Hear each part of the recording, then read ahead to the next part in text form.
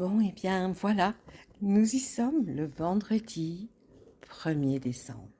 Nous allons pouvoir commencer à ouvrir chaque jour notre petite fenêtre pour découvrir de nouvelles choses par rapport à cette belle arrivée de Noël. Alors je me suis dit, pourquoi pas commencer par vous expliquer pourquoi le calendrier de l'Avent, tout simplement. Vous connaissez, vous, l'histoire du calendrier de l'Avent? Je vais vous la raconter. Allez, je suis prête, on y va. Le calendrier de l'Avent est une tradition d'origine germanique, destinée à faire patienter les enfants jusqu'à Noël. Cette forme de calendrier est originaire d'Allemagne. En effet, dès le XIXe siècle, il était de tradition dans ce pays de donner chaque matin aux enfants des images pieuses durant les 24 ou 25 jours précédant Noël. En 1920 est commercialisé le premier calendrier de l'Avent avec des petites portes ou des fenêtres à ouvrir. Les années 1920 ont été une période faste en termes de créativité pour les calendriers de l'Avent. Certains étaient conçus avec des blocs détachables à colorier.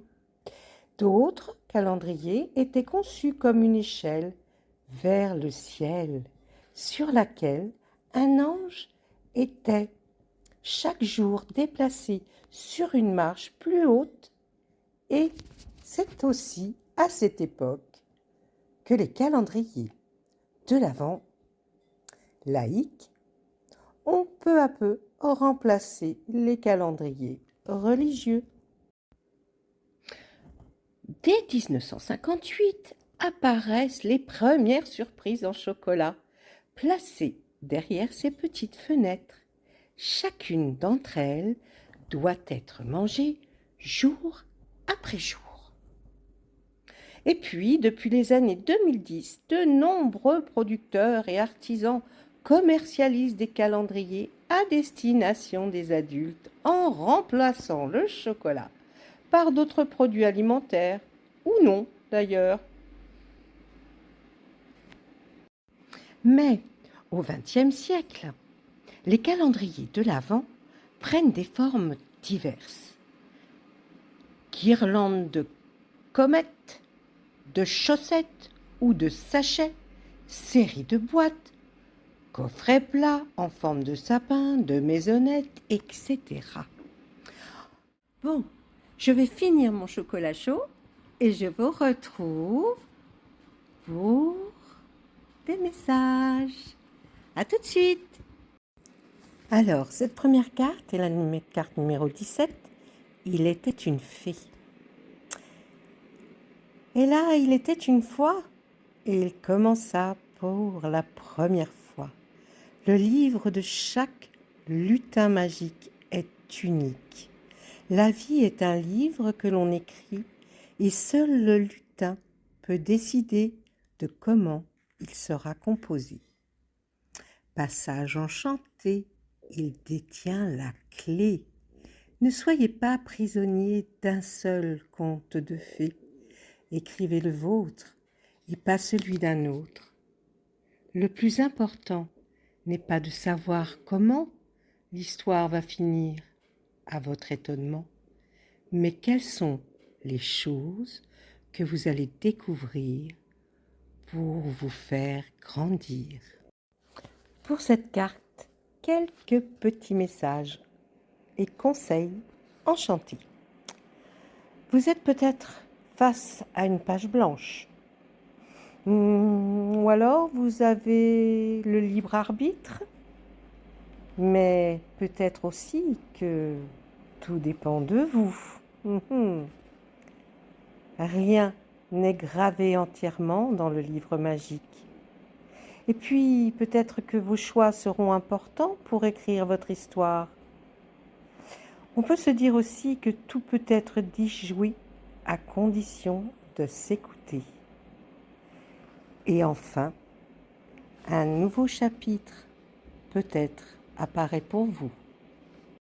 Deuxième carte, la numéro 9, la plume de corbeau.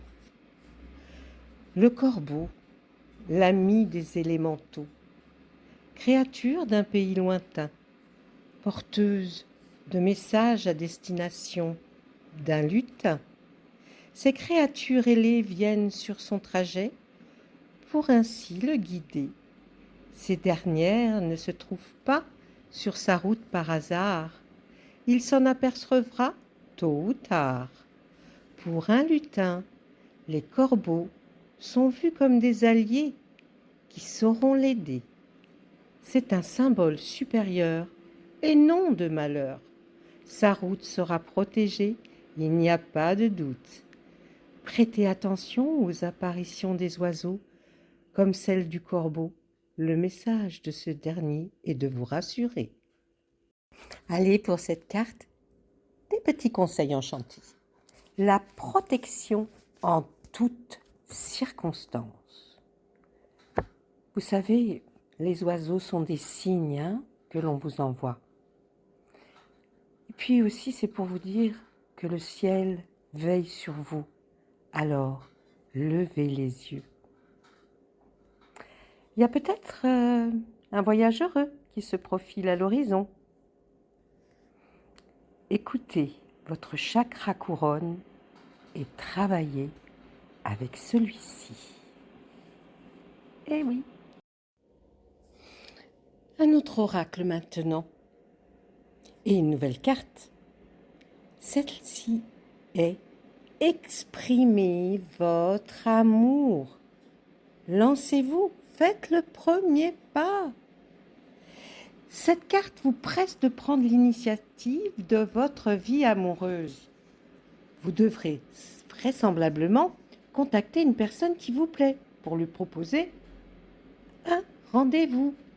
Cela peut aussi représenter un envoi de fleurs, de poèmes ou de cadeaux à celui ou celle que vous aimez.